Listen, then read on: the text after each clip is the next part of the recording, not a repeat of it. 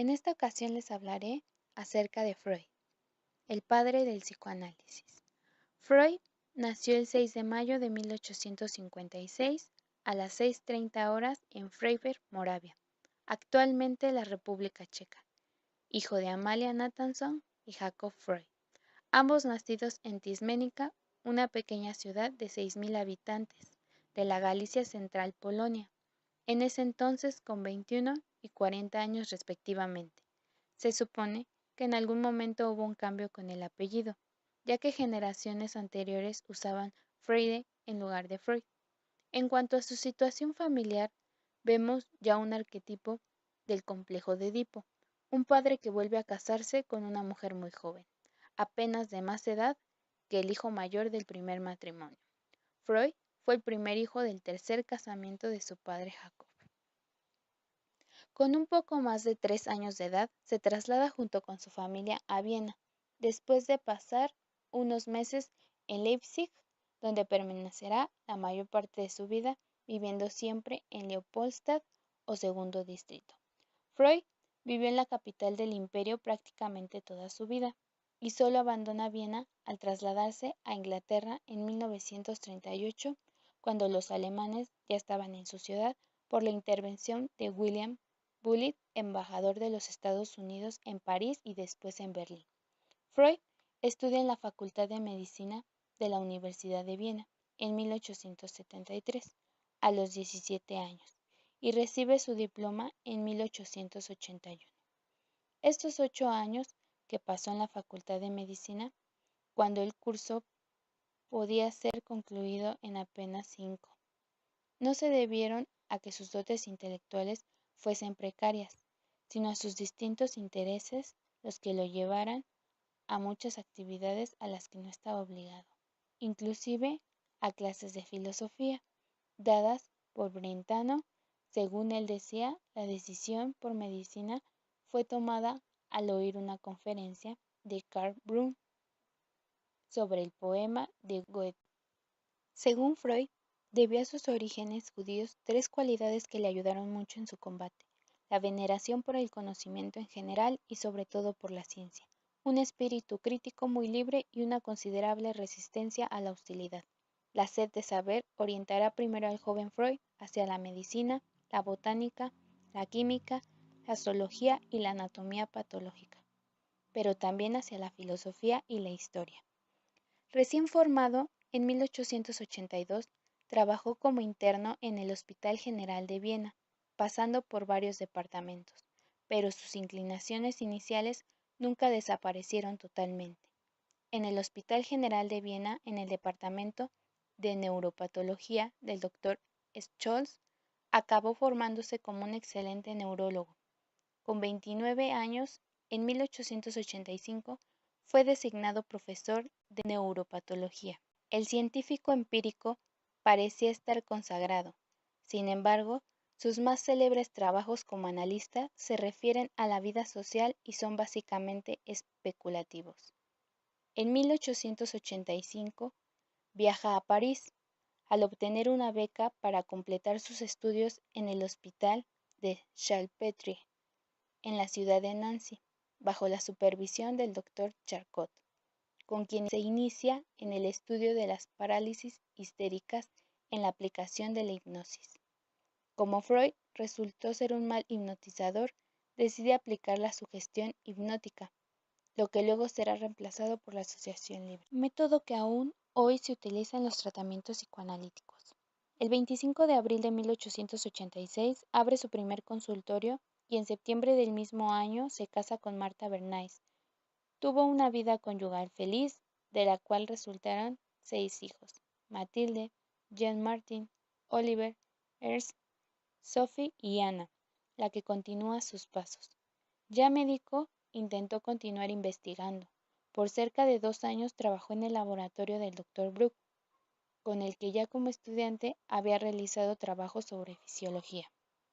A partir de una primera experiencia de Brewer con una paciente con síntomas de histeria, él y Freud empezaron a interesarse por la técnica de la asociación libre, consistente en animar al paciente a hablar libremente, sin control consciente, lo que los llevó a constatar mejoras, producidas al parecer por el simple hecho de verbalizar determinados conflictos. Ambos publicaron estas experiencias clínicas en estudios sobre la histeria en 1895. Freud estableció la hipótesis de que este material provenía del inconsciente, momento de la psique humana fuera del acceso de la conciencia. A diferencia de Weber, sostuvo que la fuerza determinante en estos casos era la libido, o energía sexual, contra cuyos deseos la psique establecía defensas. La búsqueda de acontecimientos importantes en la vida del paciente, escondidos en lo profundo de su psique, mediante el psicoanálisis o la interpretación de los sueños, constituye quizás la aportación más notable de Freud. El mismo Freud señala que un sueño es la realización alucinada de un deseo reprimido, iniciando una línea de exploración de la psiquis que tendrá hondas repercusiones en las mentalidades del siglo XX y que, por ejemplo, tendrá su derivación en nuevas concepciones del arte. Las líneas básicas del método psicoanalítico las elabora entre 1896 y 1900, y rápidamente el nuevo sistema de interpretación y terapias psicológicas se extiende entre los profesionales. La publicación La interpretación de los sueños a fines de 1899 supuso la exposición pública de sus ideas, a la que rápidamente se adherieron otros psicólogos. De aquí surge la idea de una estructura psíquica general de los sueños, provista de una dinámica con sus propias leyes y relacionada con la organización general de la conciencia, la que va a apoyar una teoría general del inconsciente, basada en un modelo tópico, figuración espacial del inconsciente y la conciencia. Luego Freud deja atrás la hipnosis y la catarsis y construye las bases técnicas de lo que será el tratamiento psicoanalítico actual. Posteriormente, se dedica al desarrollo de una teoría de la libido y de la sexualidad infantil. A pesar del escándalo que provocaban sus teorías, ya a partir de 1900 se empezó a formar un grupo de investigadores y alumnos alrededor de él, que en 1908 se denominó Sociedad Psicoanalítica de Viena, cuya vida estaría marcada por las rupturas y los cismas, en especial los de Adler y Jung. En posteriores estudios, Freud extendió sus análisis a los olvidos y lapsus del habla corriente, y también a los chistes.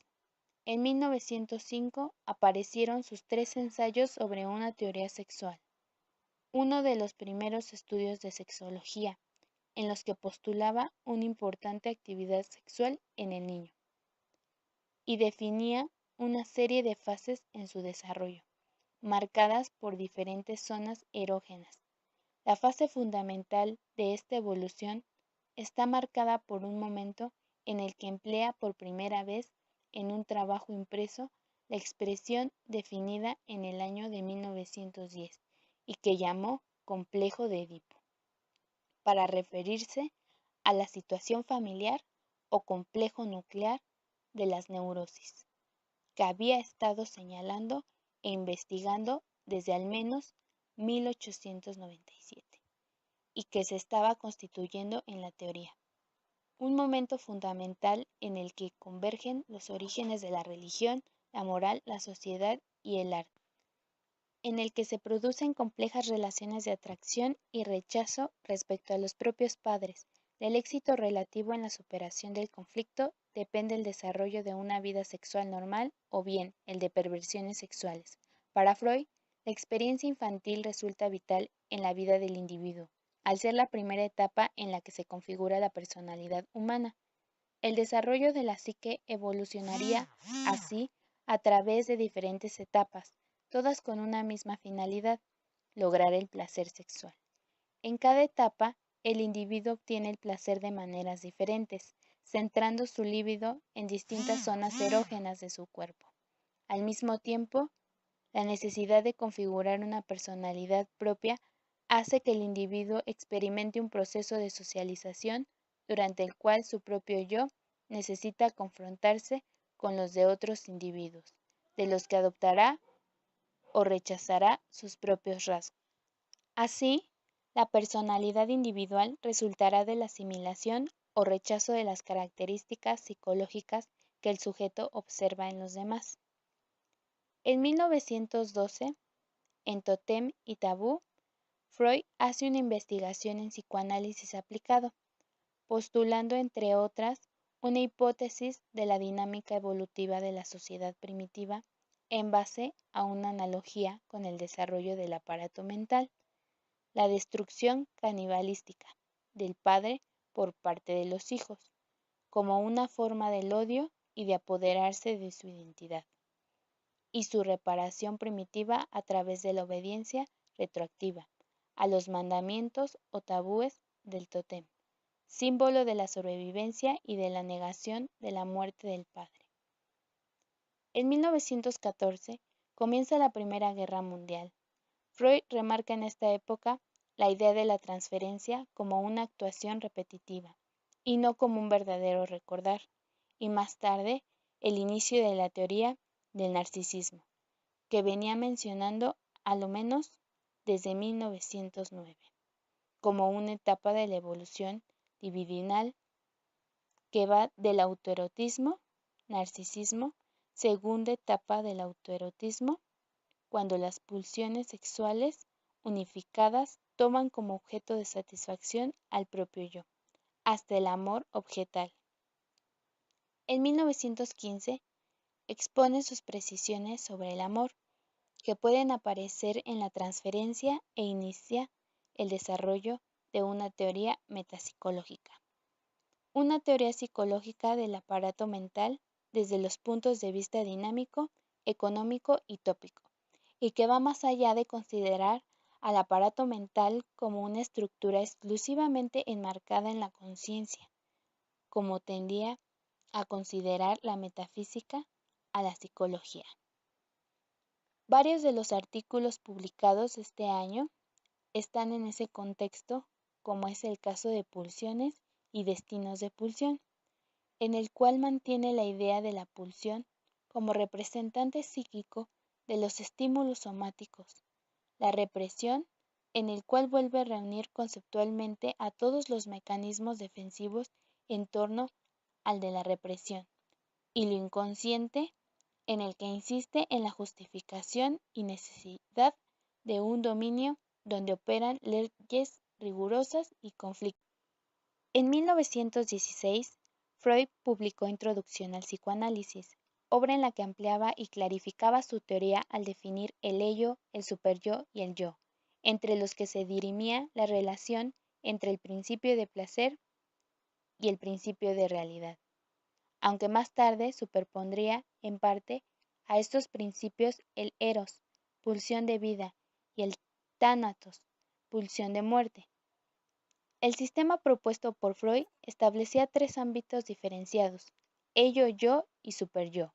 El primero, el ello, es un sistema original y totalmente inconsciente, irracional.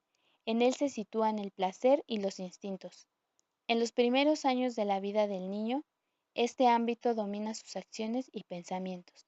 Así, dirige su atención hacia lo que le rodea, en especial la madre, incorporando los conocimientos adquiridos a su propia personalidad, pasando a formar el núcleo del yo. Este es racional y consigue dominar los instintos del ello, guiándose por el principio de realidad. En esta fase, el yo ha de hacerse fuerte, ha de ser capaz de controlar a los otros dos sistemas. Esto se refleja en el estado de narcisismo que Freud refleja como condición indispensable para crear una mente sana. El yo ha de quererse a sí mismo, tomar conciencia de sí y de cuanto le rodea, con lo que establecerá una jerarquía en cuya cúspide él mismo se situará. El tercer sistema, el superyo, es inconsciente y se forma durante el periodo edípico, en el momento en que el niño, debido a las restricciones morales, debe renunciar a conseguir su objeto de placer, el padre o madre. En este periodo, el niño ha de aceptar las reglas morales impuestas por los padres, reprimiendo deseos y renunciando a impulsos instintivos. Las reglas de moralidad actúan al mismo tiempo, creando un escenario donde se desarrolla la neurosis, al ser obligado inconscientemente el individuo a renunciar a sus deseos. En 1917 publica Duelo y melancolía.